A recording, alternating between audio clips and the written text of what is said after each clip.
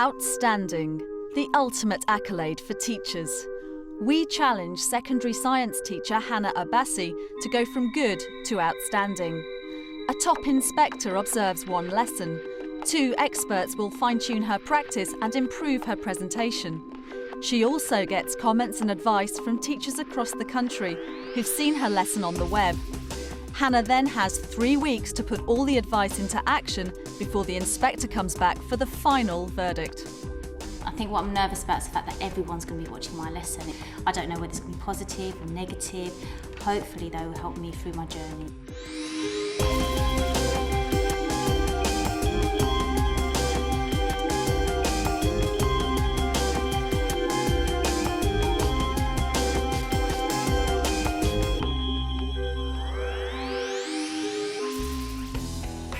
Oaks Park High School is a large comprehensive in Essex. Hana Abbasi is in her 2nd year of teaching. I think the fact that it's such a dynamic environment, you can't predict what's going to happen, and every child is different, so you have to adapt your teaching styles to suit their needs. The school rates her teaching as good. The strengths of Hannah's teaching are that she plans her lessons very well.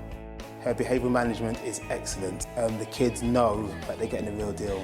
Hana will focus the challenge of getting to outstanding on her Year 8s. OK, let's make a start. First things first, learning objectives and keywords. It's a mixed ability group. Some days they may feel like working, some days they may not feel like working. You discuss your ideas, yeah? Ask one another. She's a really good teacher. Every time you walk into her lessons, you come out learning something new. Right, come on, what's the scientific word for fat enzymes? Yeah, I like the way she teaches, but sometimes it's a bit boring. OK, Year 8. Can you have your pens down and face the front? She can be strict sometimes. Still waiting for some people. I would say she should concentrate a lot on her classroom presence, the way she communicates with the children. She needs to be totally approachable so that that student knows that, wow, Miss knows exactly how I learn. I know in my class I've got gifted and talented and SEN and EAL. Sometimes, you forget that you need to cater to individual needs. This lesson's basically just going to be an introduction to digestion, anxious or like to know what feedback I'm going to get. It's the morning of Hana's first observation. With hundreds of inspections under her belt, School Inspector Claire Gillies leads teams up and down the country. She certainly knows an outstanding lesson when she sees one. So, quickly, learning objectives and keywords. Hana has 60 minutes to impress our inspector with her lesson on digestion. By the end of this lesson, the whole class should be able to do the green learning objective. Most of you should be able to do the green and the blue learning objective.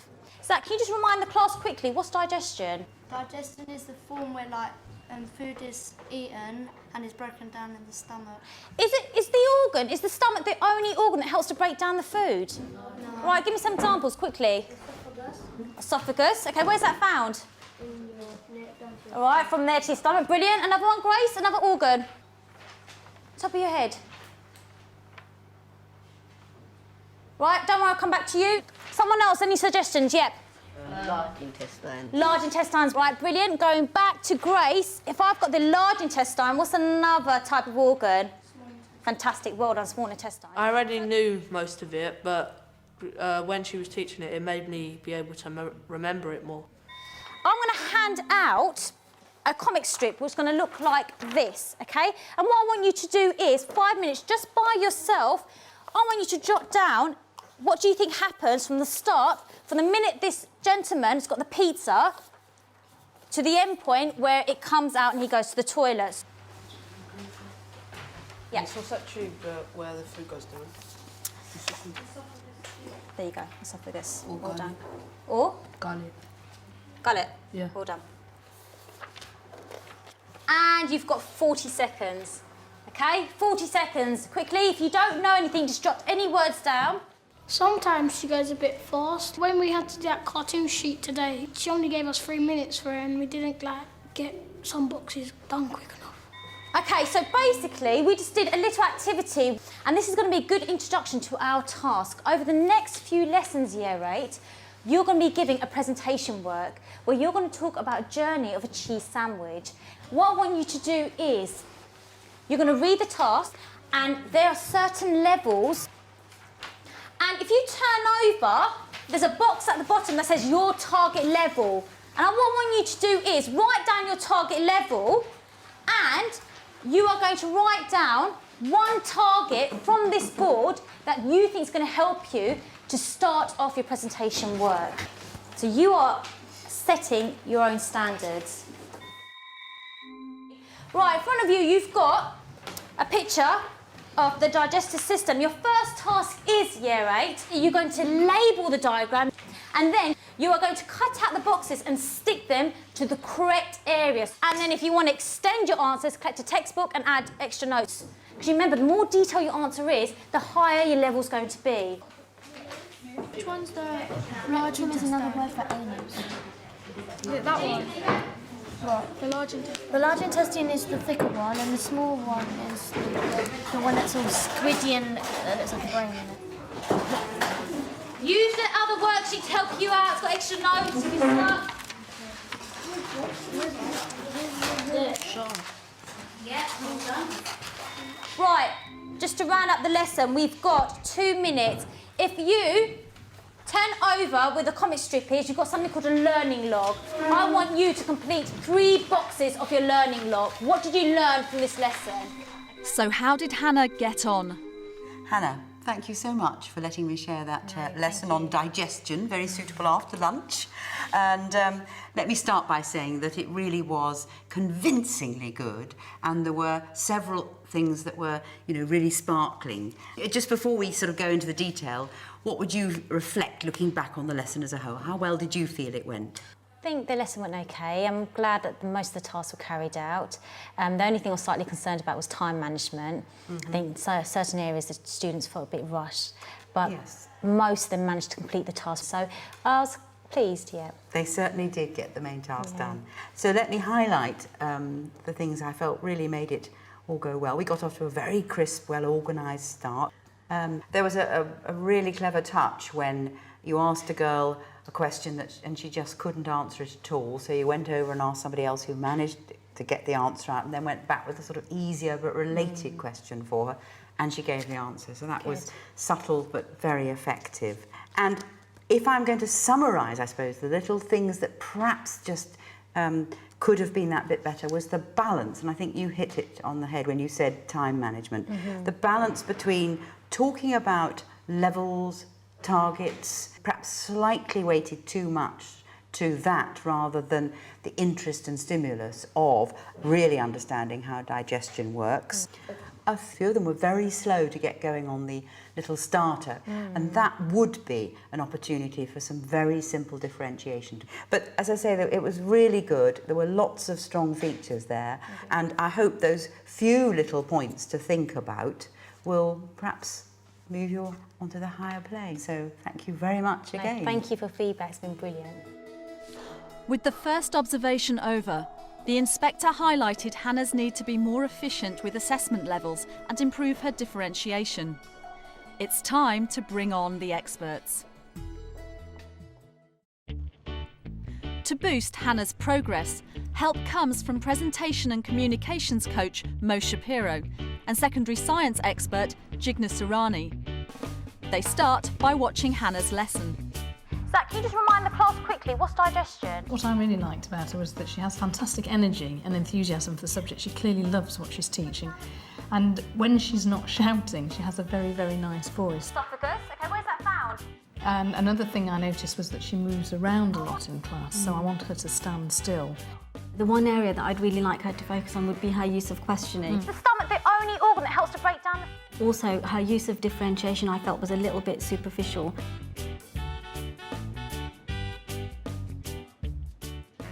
So, hi Hannah, I've had a really good look at your lesson.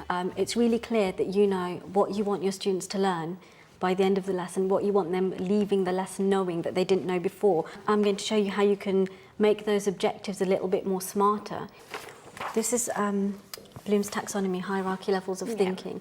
And what you can do is actually loosely identify each stage and correspond that to a level, a national curriculum level.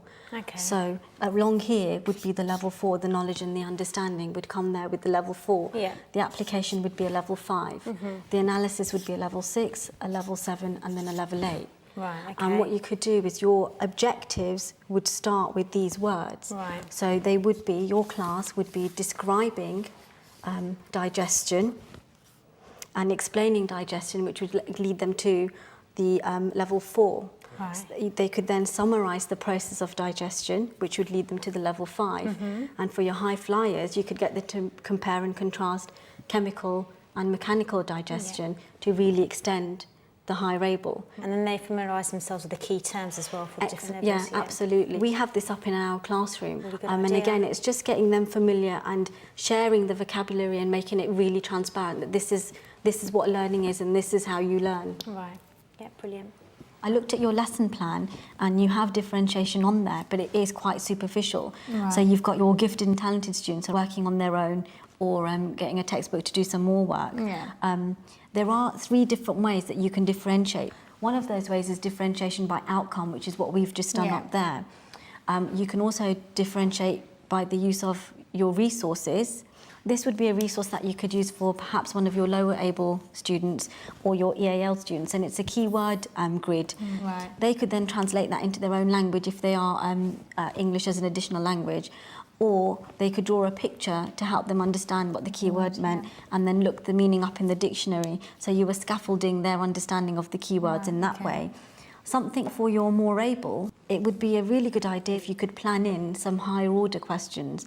And on here I've got some question stems that you could use. So you could throw in some analysis questions. So for example, give reasons for why most of the absorption takes place in the small intestine rather than what happens in the small intestine. Right. Something else that you could do to try and keep your class on their toes, so they don't know who's going to be picked, is the use of a name selector. So it's basically just a PowerPoint with the slides, and on each slide has got the name of the people in your class. And because they don't know whose name is going to come up, it means that they all have to pay attention. That's really good. Right, anyone here's not done their target level at the moment? Okay, Hannah, I noticed in your lesson there's a lot of the time you were walking around, and I wondered, first of all, how the students responded to that, but also how it feels to be one of the students who actually can't see what's going on. How does it feel down there? It's like all over the place. So I don't know, does it make any difference if you've now got me in front of you? It makes a slight difference because at least I know where to follow the direction of the voice. Yes. I'm just wondering whether you're still feeling a little seasick. I know I am as I No. walk up and down. I No, feel a bit like a definitely. caged tiger. So does this remind you of anything? Me. Yeah, Yeah? it's me. Okay, because this is what happens sometimes, isn't it? So I'm just wondering how this is helping my learning when all this is going on. What are we going to do to stop you moving around the room?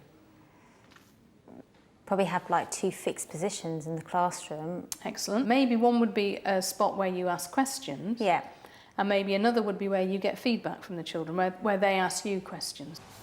Right, in front of you, you've got a nice big sheet, like so. Because this is something that you said, and it went something like this. So you can make sure and put your name on the piece of paper and do not lose it. And then I've just handed out a worksheet. It went something like that. Yeah? I can feel that now, just having done that, okay?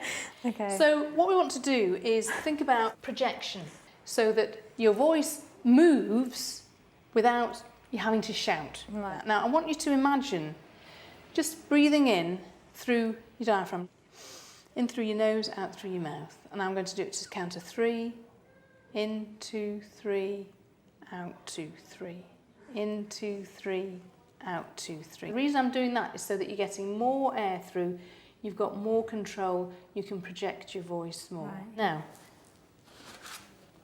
we'd have a little bit of a moving target because what you're doing is aiming your voice. If you aim your voice at a certain point, Yeah. so Right, can you make sure you put your name on the worksheet so you don't lose it? And I've just handed out a worksheet. breathing this time, use your breath to send it up to me.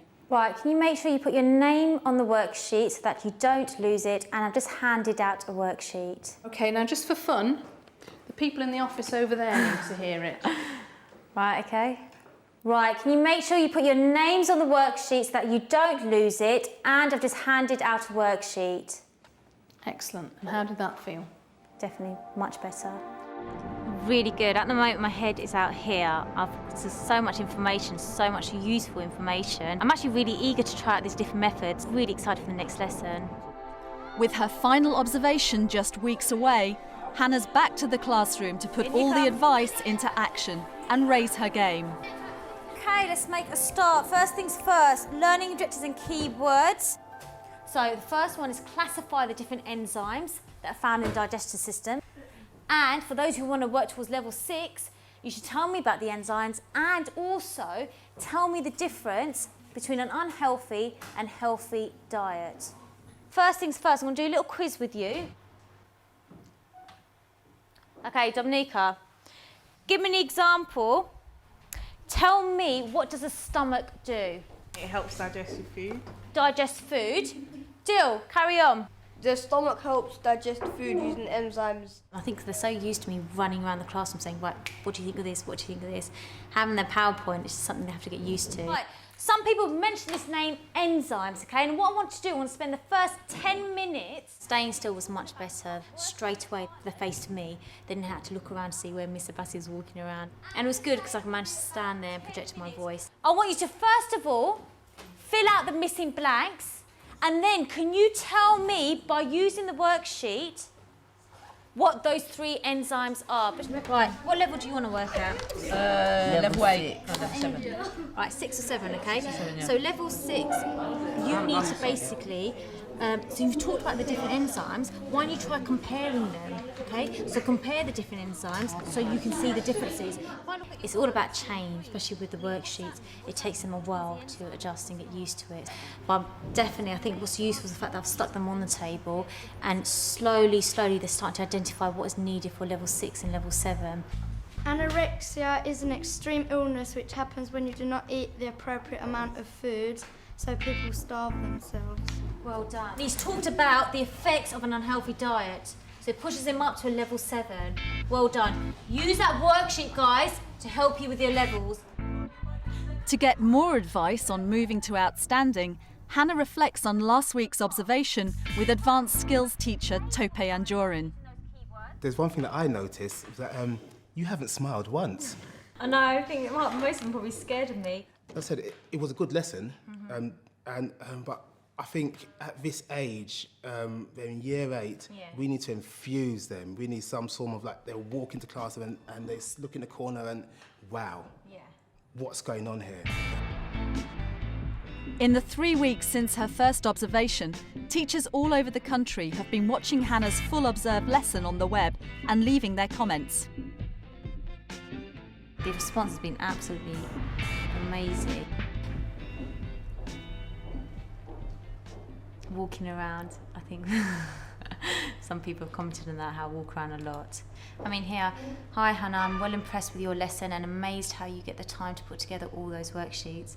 I would agree with Andy regarding a demonstration experiment to get the hands-on experience, which is the most enjoyable aspect of studying science, especially for kids. I mean, he's absolutely right. And then they gave the idea of using the digestive biscuits and the tights. So we'll just see how the food testing goes today. Hopefully visually they'll be able to, learn science in a new way. Can I have some space, please? Everyone's taking my space. Right. So let's get this together. What can help me do that? Your enzyme. Right, we'll get this, okay? So do that. Right, easy. Stop there. So that represents my what? Teeth. Initially I was quite worried because I thought, oh God, they're going to be disruptive, but they managed to come in and they were engaged in the demonstrations and, they're giving back good verbal feedback. What do you think this could represent? Saliva. Good. Saliva that's got what enzymes? Amylase, okay? In a way it's better, because instead of just writing, when we don't really pay attention, but when there's something different, we pay more attention and we want to get involved. Right, let's put that in. And then I want to mix it up even more. This is what happens though. I've got confidence now and I can just relax a bit because I know they're learning and I know I'm kind of not doing the right thing. Why would this be the stomach? How is that going to break up? Suggested that's poo. If anyone's poo's like that, you know what? Seriously, that's it's stretchy, isn't it? She's more happy than she used to be.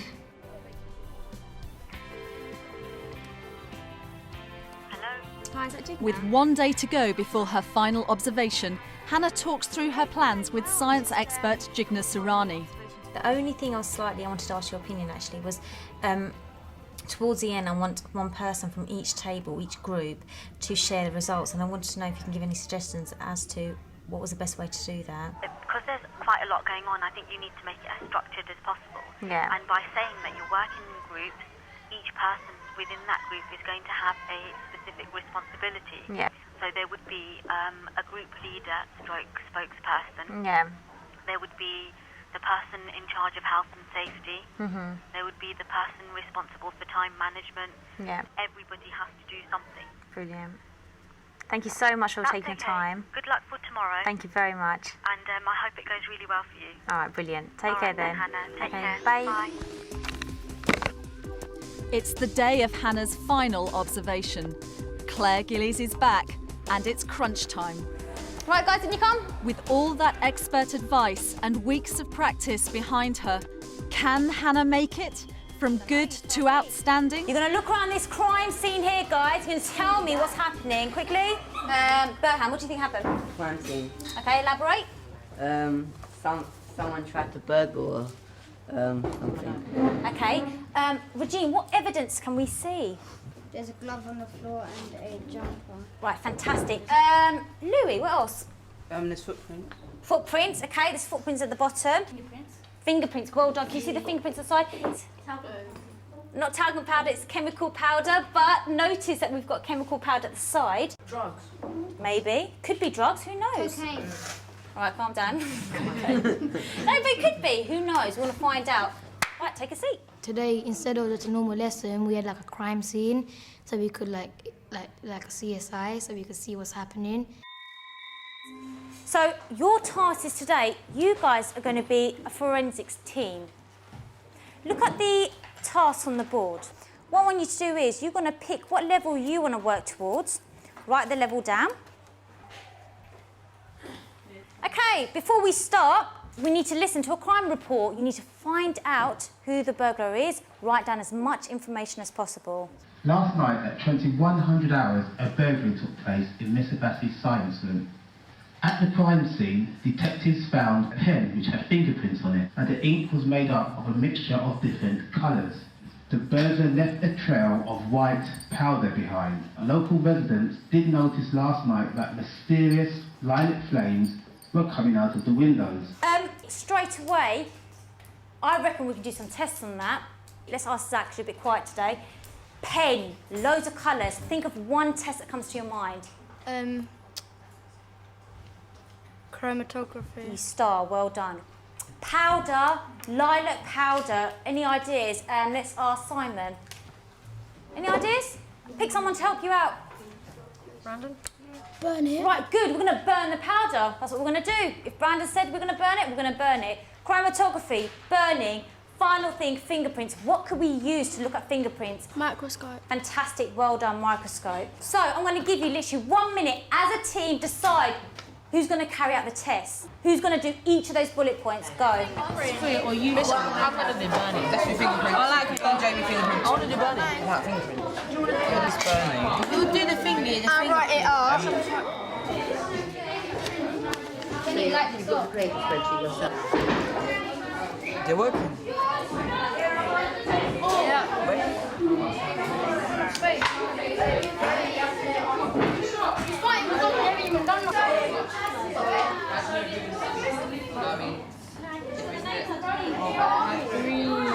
What was that? I'm afraid. That was the powder D. Lilac is a greeny colour, isn't it? Am I doing this right? I don't know, move. Right, move it over there. Can you move over? The chromatography, you just put a dot on a paper and you're supposed to like bring different colours like upwards, but it just stayed the same colour, it just got wet. For the next 10 minutes, everyone's got a worksheet. Can you start answering the questions at the bottom? in your books. Before we carry on, what's stuck on the tables that we can use to help us get our levels? Burhan. We could look at this and look at what level we targeted at the beginning of the lesson. Right, well done. Remember, everyone here set a level. So to help you get that, start incorporating those words.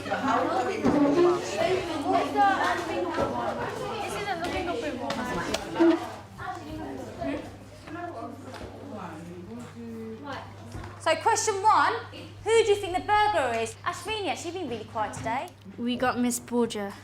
Okay, anyone disagrees with her? What I want you to do is, guys, for next lesson, if everyone can take their exercise books home, and you're going to finish off writing your crime report. So has all Hannah's hard work paid off?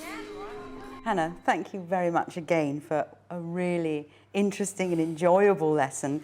And I know you'll want me to say straight away that it was very good. It just didn't quite get to the outstanding, and I think you're going to tell me why. I think the start was okay. The first 20 minutes wasn't too bad. They came in, they saw the crime scene. But I think as soon as they did the practical work, there was a lot going on. And I think dividing a table where they had 3 different activities was just, too much. I think possibly, and this is obviously something for you'll reflect on, it needed 2 lessons, the whole thing from beginning to end, because it was such an exciting idea. And then we could have blended in the whole significance and importance of being accurate and fair. Yeah. And you've got to remember that it takes 2 to have that really outstanding lesson, that your input has to be outstanding, but what they bring to the lesson has also got to be outstanding for the learning to match the teaching. But let's also celebrate. I mean, your preparation, the way you delivered it, was absolutely great. You'd put so much thought into a really stimulating lesson, and I'm absolutely certain that, with slightly different circumstances, that you're going to be outstanding. Thank you very much. I'm sure they're going to have some outstanding lessons in the future. No, thank you. I am disappointed with myself because potentially it was an outstanding lesson, but because maybe the way in which I delivered it or how they responded back to me wasn't 100%. I know I can give outstanding lessons, so I'm slightly frustrated. That's life, that's teaching, every day is different.